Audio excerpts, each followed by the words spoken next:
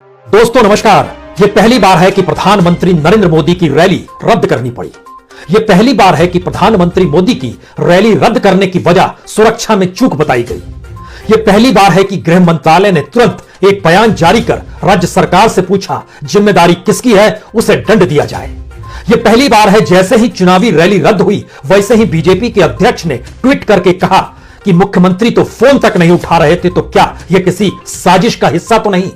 और यह पहली बार है कि पंजाब में 3 कानून वापस लेने के बाद प्रधानमंत्री मोदी ने चुनावी रैली करने का न सिर्फ मन बनाया था बल्कि तय करके निकले थे कि अब वो पंजाब के किसानों से सीधा संवाद करेंगे। यह रैली फिरोजपुर की थी। उसके लिए हवाई जहाज से प्रधानमंत्री दिल्ली से निकले, लेकिन हवाई जहाज भटिंडा तक ही जाता है तो वहां पर वो जहाज से उतरे।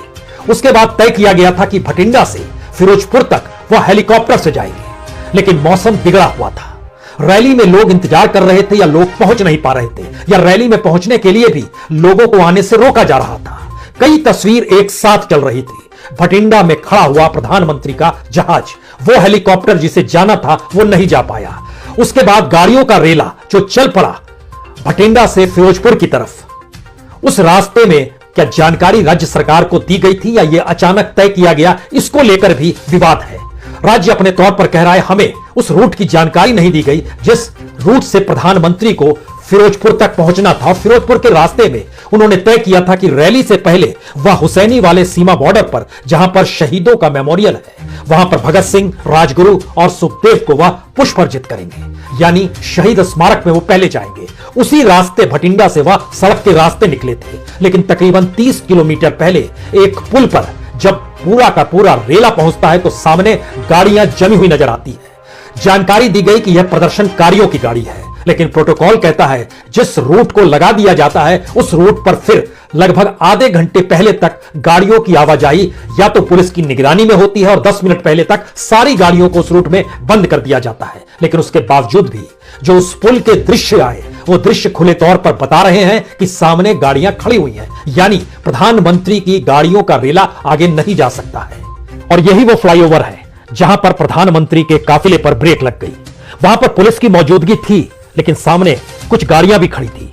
एक बस थी, एक ट्रक था, कई ट्रैक्टर थे। सवाल यह था कि सब कुछ अचानक वहां पर कैसे आ गया और पुलिस की मौजूदगी होने के बावजूद भी प्रधानमंत्री के काफिले को वहां क्यों रुकना पड़ा। दरअसल यह फ्लाईओवर 30 किलोमीटर की दूरी पर है हुसैनी वाला सीमा बॉर्डर से, और प्रधानमंत्री जब निकले थे तो जानते थे 2 घंटे का वक्त लगेगा। लेकिन जो हालात थे उसके बाद यू टर्न लेना पड़ा और गाड़ी दोबारा भटिंडा की दिशा में लौट पड़ी। काफिला लौटा और उसके बाद हंगामा शुरू हो गया। यह हंगामा इस बात को लेकर कहीं ज्यादा था कि रूट पहले से पता था या नहीं था, लेकिन उससे भी आगे की बात यह है कि जब प्रधानमंत्री वहां से यू टर्न लेकर वापस भटिंडा पहुंचे और भटिंडा के एयरपोर्ट पे जब उन्होंने इस बात का जिक्र किया कि अपने मुख्यमंत्री को धन्यवाद देना कि मैं जिंदा वापस लौट आया, तब सबसे बड़ा सवाल यही है क्या वाकई ऐसी परिस्थितियां उस दौर में और उस वक्त रही थी जहां पर प्रधानमंत्री की जान को खतरा था क्या। यह सवाल इसलिए महत्वपूर्ण है क्योंकि पूरे रास्ते और जहां तक फ्लाईओवर तक प्रधानमंत्री की गाड़ियों के रेले के पहुंचने तक का जिक्र है, उस बीच में ऐसी किसी घटना का जिक्र किसी ने क्यों नहीं किया। और जो तकरीबन जानकारी दी गई कि बड़ी तादाद में वहां पर पुलिसकर्मियों की मौजूदगी की गई है, उनकी संख्या अपने तौर पर बताई गई कि 10,000 से ज्यादा पुलिसकर्मियों की तैनाती उस पूरे इलाके में कर दी गई है। जगह जगह पर ड्रोन से निगरानी की जा रही है, जगह जगह पर सीसीटीवी कैमरा काम कर रहा है। 10,000 सुरक्षाकर्मी उस पूरे इलाके में तैनात हैं जहां से भटिंडा से लेकर फिरोजपुर तक प्रधानमंत्री की जो रैली का जो पूरा रूट है उसको लेकर। तो फिर चूक कहां पर हुई, और चूक होने के बाद प्रधानमंत्री ने जब इस बात का जिक्र कर दिया कि मैं जिंदा लौट आया, तो क्या वाकई एक ऐसी परिस्थिति हो चली है जहां पर आपसी खटास बढ़ चुकी है, नफरत बढ़ चुकी है और आपसी टकराव की परिस्थितियां क्या वाकई ऐसी बन चुकी है जहां पर प्रधानमंत्री नरेंद्र मोदी या पंजाब के भीतर कोई रैली नहीं कर सकते हैं या नहीं कर पाएंगे। ये सारे सवाल इसलिए बड़े महत्वपूर्ण हैं क्योंकि प्रधानमंत्री की रैली कोई आज तय नहीं हुई थी, ये रैली पहले से तय थी। इसकी जानकारी राज्य सरकार को भी दी गई थी। यह अलग बात है कि वह हेलीकॉप्टर से जाने वाले थे, वह सड़क के रास्ते गए, लेकिन इस पूरे रास्ते में देखें तो पिछले 2 दिनों से लगातार रुकावटें भी चल रही थी। जो फजिल्का फिरोजपुर रोड है, जो तरन तारण फिरोजपुर रूट है, जो जीरा से फिरोजपुर रोड जाता है, इन तीनों रास्तों को किसान मजदूर संघर्ष कमेटी ने अपने तौर पर बंद किया हुआ था।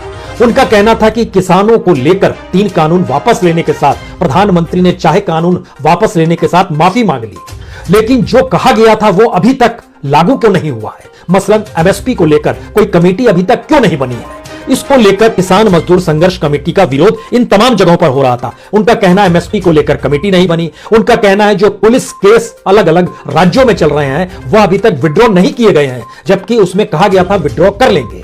और जो लखीमपुर में जो कुछ भी हुआ उसमें मंत्री का इस्तीफा अभी तक क्यों नहीं हुआ है? और चौथी मांग उनकी अभी भी है कि जो पराली जगाने के बाद जो क्लॉजेज लगाए गए हैं 14 और 15, उसको अभी तक हटाया क्यों नहीं गया है? तो पंजाब के भीतर भी तीन माहौल है। एक माहौल वह है जो 3 कानून वापस लेने के बाद खुशी खुशी घर लौट आया है। दूसरा माहौल वो है जिसमें से 32 में से पंजाब के 32 संगठनों में से 22 संगठनों ने चुनाव लड़ने का मन बना लिया और किसान समाज संघर्ष समिति जो एक तौर पर उन्होंने अपनी पॉलिटिकल पार्टी बना ली। और तीसरी स्थिति यह है जहां पर बीके उग्र है और दूसरा किसान मजदूर संघर्ष कमेटी जो है वो आंदोलन कर रही है कि उनकी बातों को माना नहीं जा रहा है। सवाल है प्रधानमंत्री 2 बरस के बाद पंजाब जा रहे हैं। 2 बरस से पहले का मतलब यह है कि इससे पहले वह 2020 के शुरू में गए थे। जून के महीने में कैबिनेट में इन 3 कानूनों को रखा गया, उसके बाद से वह पंजाब की दिशा में उन्होंने देखा तक नहीं। यानी एक ऐसी परिस्थिति बनी हुई थी जिसमें पंजाब के लोग ही आंदोलन करते हुए दिल्ली तक आए, लेकिन प्रधानमंत्री ने उनसे कभी मुलाकात करने की कोई इच्छा जाहिर नहीं की, सिवाय यह कहा एक टेलीफोन लगाइए बातचीत हो जाएगी। लेकिन टेलीफोन नंबर किसका होगा, कौन सा होगा, यह कोई नहीं जानता है। इस 1 बरस के भीतर में तमाम मौसम आए गए बिगड़े, बारिश ऐसी होती रही जैसी बारिश आज पंजाब में हो रही है, दिल्ली में हो रही है। छिटपुट बारिश नहीं, इससे भी अति ओले पड़ने की परिस्थिति में, ठंड पड़ने की परिस्थिति में, गर्मी के वक्त में तमाम स्थितियों को आंदोलन करते हुए किसानों ने दिल्ली की सीमा पर बैठकर देखा है। तो क्या किसानों के भीतर का गुस्सा उन प्रदर्शनकारियों को उस जगह पर ले आया जहां प्रधानमंत्री की गाड़ियों के रेले को रोका जा सके? प्रधानमंत्री ने कहा और जानकारी मिली उनके अधिकारियों के जरिए कि हुसैनी वाला सीमा बॉर्डर जो है जहां पर शहीद स्मारक है वो 30 किलोमीटर की दूरी पर था। अगर पंजाब को समझना चाहते हैं तो इस रूप में समझिए कि जो फिरोजपुर का इलाका है उसमें एक तरफ सीमा से सटा हुआ इलाका है, सीमा से सटा हुआ जो इलाके हैं उसमें फजीलका आता है, उसमें फिरोजपुर आता है, उसमें तरनतारन आता है, उसमें अमृतसर आता है, उसमें गुरदासपुर आता है और छोटा सा हिस्सा पठानकोट का आता है। भटिंडा और फिरोजपुर के बीच में फरीदकोट का पूरा हिस्सा है जहां से प्रधानमंत्री के इस पूरे कन्वॉय को गुजरना था, जो पूरा गुजर गया था। और जब वो फिरोजपुर की चौखट पर पहुंचा और वहां से तकरीबन 30 किलोमीटर की दूरी पर शहीद स्मारक था, उसी बीच में फ्लाईओवर पर चीजें रुक गई। राज्य सरकार अपने तौर पर कह रही है कि रूट की पूरी जानकारी नहीं दी गई थी, अचानक झटके में रूट बदला गया। रूट बदलने के साथ जो सुरक्षा कर्मियों की तैनाती होती है उनको भी एक वक्त चाहिए होता है। लेकिन एमएचए ने अपनी तौर पर कहा है कि आपको यह पूरी जानकारी दे दी गई थी। एमएचए मतलब गृह मंत्रालय। पूरी जानकारी जब दे दी गई थी तो फिर यह चूक क्यों हुई? लेकिन उससे भी आगे बड़ा सवाल यह है कि जिन बातों का जिक्र बीजेपी अध्यक्ष जेपी नड्डा ने ट्वीट कर कहा, उन्होंने कहा कि मुख्यमंत्री ने फोन तक नहीं उठाया। तो क्या वाकई ऐसी स्थिति है? और क्या वाकई उन स्थितियों की दिशा में बार बार चीजें इंगित की जा रही है जब पंजाब उस हिंसा की आग में जल रहा था? क्योंकि पंजाब के भीतर जो बीजेपी के नेता हैं सिरसा, उन्होंने कैमरे पर आकर कहा कि दरअसल यह कांग्रेस की रणनीति और राजनीति 80 के दशक की परिस्थितियों को पंजाब में दोबारा पैदा करना है। मजिंदर सिंह सिरसा यानी उस पुरानी लकीर को खींच रहे हैं जो 80 के दशक में थी, जिसका जिक्र खालिस्तान, आतंकवाद, तमाम चीजों के साथ जुड़ता, भिंडरावाला, तमाम चीजों के साथ जुड़ता चला जाता है। तो बीजेपी अपने तौर पर क्या उन हालातों को उभार रही है? क्या यह टकराव की परिस्थिति, चूंकि पंजाब पूरी तरीके से चुनाव में जा चुका है, उस चुनाव में जाने के दौरान पंजाब की जो अगुवाई कर रहे थे कैप्टन अमरिंदर सिंह, वह कांग्रेस से हट चुके हैं। उन्होंने अपनी अलग पॉलिटिकल पार्टी बना ली है। उनकी पॉलिटिकल पार्टी बीजेपी के साथ चुनाव लड़ रही है। यानी पंजाब के परिदृश्य को समझे तो अकाली जो बरसों बरस तक बीजेपी के साथ थे, वो पूरा बादल परिवार, वो आज बीजेपी के साथ नहीं है। बीजेपी के साथ कांग्रेस के वह नेता हैं जो बरसों बरस तक दोनों कांग्रेस और बीजेपी एक दूसरे का विरोध करते हुए और प्रधानमंत्री मोदी का विरोध करते हुए कांग्रेस वहां पर सियासत को साधते भी रही है। टकराव और समीकरण की नई परिस्थितियां पंजाब के भीतर है, लेकिन पंजाब में 2 बरस के बाद प्रधानमंत्री का जाना और उस पर भी रैली ना हो पाना, ये कई बातों को इंगित इसलिए कर रहा है। हालांकि प्रधानमंत्री अपने तौर पर तकरीबन 42,750 करोड़ के डेवलपमेंट प्रोजेक्ट को लेकर जा रहे थे कि वह उसका वहां पर फाउंडेशन स्टोन रखेंगे। उसमें दिल्ली अमृतसर कटरा का एक्सप्रेसवे भी था, उसमें पीजीआई सैटेलाइट सेंटर जो फिरोजपुर में बनना है 100 बेड वाला, उसका भी जिक्र होना था। 2 मेडिकल कॉलेज जो कपूरथला और होशियारपुर में बनने हैं जिसमें तकरीबन 490 करोड़ रुपए खर्च होंगे, उसका भी जिक्र होना था। जो मुखियारिन तलवावा new broad gauge railway line बिछनी है, उसका जिक्र भी होना था। सवाल है कि क्या इन बातों का जिक्र करने प्रधानमंत्री सिर्फ जा रहे थे या पंजाब के किसानों की नब्ज को पकड़ने जा रहे थे?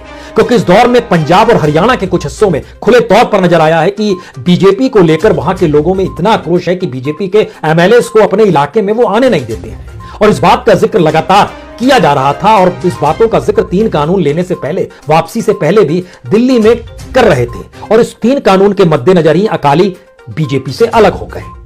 सवाल यह है कि पंजाब के समीकरण और आज की रैली का रद्द होना, सुरक्षा में चूक बताना, टेलीफोन का ना उठाना, प्रदर्शनकारियों का सड़क पे आ जाना और उसमें जिंदा बचकर आ गया, इस बात को प्रधानमंत्री के जरिए, क्या ये चुनाव से जुड़ी हुई चीजें हैं या वाकई यह सिर्फ ग्राउंड जीरो की परिस्थिति है कि नहीं ऐसा हो रहा था।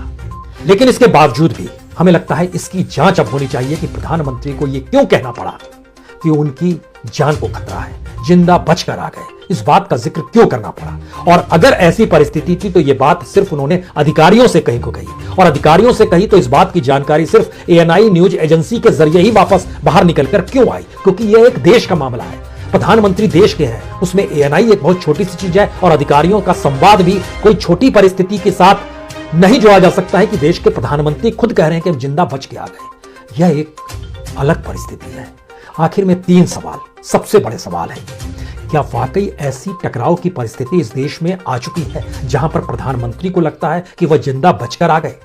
ये पहली परिस्थिति है। दूसरी परिस्थिति, क्या वाकई भारत का समाज इतना हिंसक हो चला है कि जब वह नफरत और घृणा की परिस्थिति और टकराव की परिस्थिति में प्रधानमंत्री को देख रहा है तो वह ऐसी गुस्ताखी करेगा जहां पर वह प्रधानमंत्री की जान लेने की दिशा में बढ़ जाए या ऐसी परिस्थिति पैदा कर दे जिसका जिक्र प्रधानमंत्री ने किया है? और तीसरी परिस्थिति यह है कि क्या वाकई जेपी नड्डा ने सही जानकारी दी कि मुख्यमंत्री ने टेलीफोन तक नहीं उठाया? ये 3 परिस्थितियां ना सिर्फ फेडरल स्ट्रक्चर बल्कि इस देश के संवैधानिक और मानवीय मूल्यों के खिलाफ है।